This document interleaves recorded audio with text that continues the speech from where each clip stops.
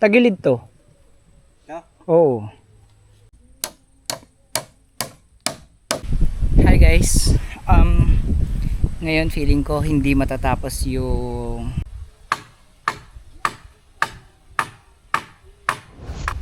Hi guys, welcome back to my channel, and today magbibigay lang ako ng ilang updates regarding sa ginagawa nating growing house ng ating 45 days chicken.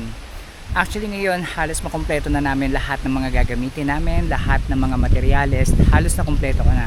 However, hindi rin namin siya ma-fully finish ngayong araw na to dahil sa dami ng mga aberya.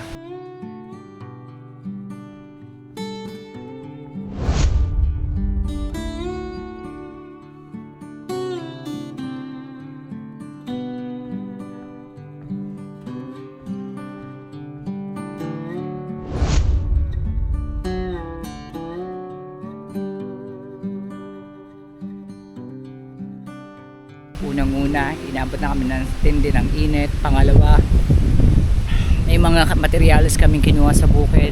Pangatlo, wala yung kausap ko sa bilihan ng mga materyales. Kaya mamaya pang hapon namin matatap.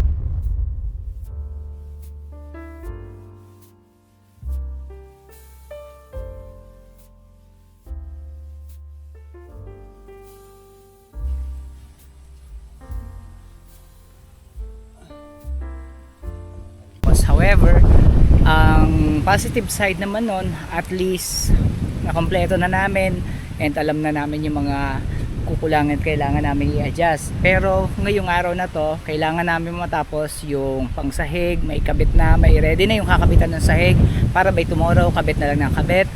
Then mamayang hapon, kailangan ma-order na namin yung yero ba para by tomorrow morning ma-deliver na sa akin yung mga gagamitin materyales para matapos na rin.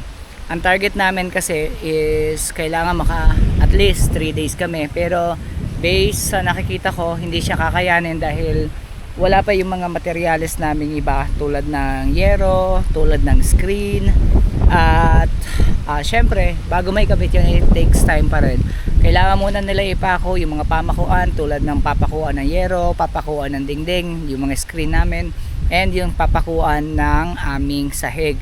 Pero yung sahig naman kasi namin na i-ready na rin naman namin, kaya yun, for sure by today may kakabit na yung pamakuan ng yero, pamakuan ng dingding, at saka yung pamakuan ng sahig. Matatapos ngayong araw na to. At ngayong araw na to si Saldi naman ay naghahakot ng mga materyales tulad ng kahoy na gagamitin doon sa mga pamakuan natin.